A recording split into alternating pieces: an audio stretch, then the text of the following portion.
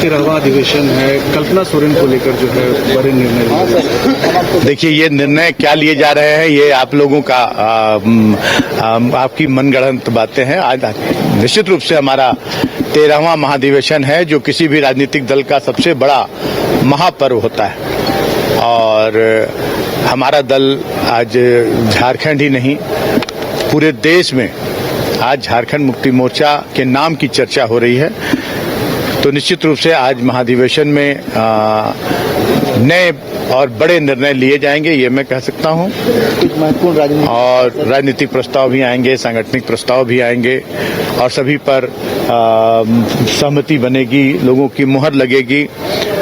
और आज ये जिस तेजी से झारखंड मुक्ति मोर्चा का विकास विभिन्न राज्यों में हुआ है, अपने झारखंड राज्य में तो आज सबसे बड़े राजनीतिक दल के रूप में आज उभर कर सामने आया है। और इस चुनाव में 2024 के चुनाव में अभी तक की सबसे ज्यादा सीटें जीतकर झारखंड मुक्ति मोर्चा ने अपनी ताकत का एहसास कराया है।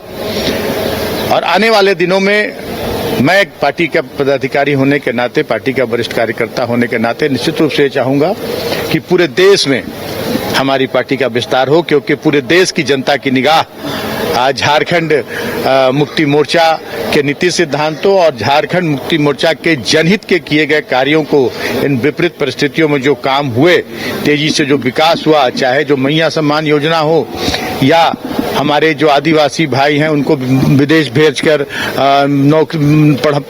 शिक्षा दिलाने की बात हो, रोजगार देने की बात हो, कृषि के क्षेत्र में एक नया कहें तो नया एक कृषि के क्षेत्र में आयाम कायम करने की बात हो, बिजली के क्षेत्र में बहुत सारे सुधार हुए, बिजली बिल माफ किए गए।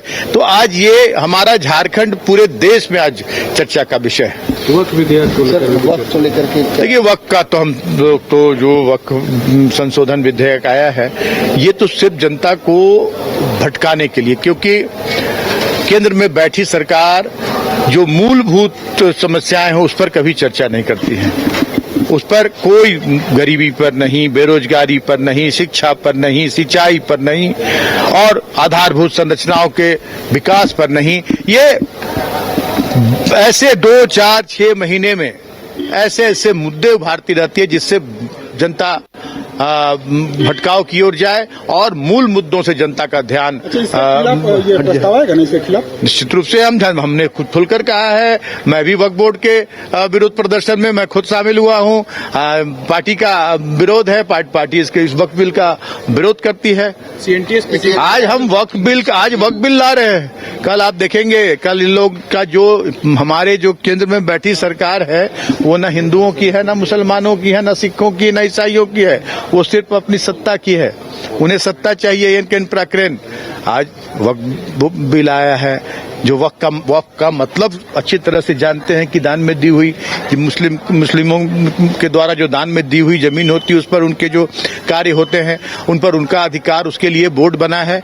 हाँ, बेवजह उसमें टांग घुसेड़ना, कल सिख समुदाय के में टांग घुसेड़ेंगे, परसों ईसाई समुदाय में, और आने वाले दिनों में अब देखेंगे जो सनातनी की कारट लगाते रहते हैं। आने वाले दिखों में जो हमारे हिंदू भाइयों के जो बड़े बड़े हिंदू हमारे जो मठ हैं, बड़े बड़े जो अखाड़े हैं, उनकी भी संपत्तियों पर इनकी नजर होगी। इसलिए हम सभी लोगों को कहते हैं कि सावधान रहना होगा, समय रहते चेतना होगा, ताकि हमारा लोकतंत्र बचा रहे, हमारा संविधान बचा रहे और इस तरह के तुगलकी फरमान जारी ना हो। देखिए,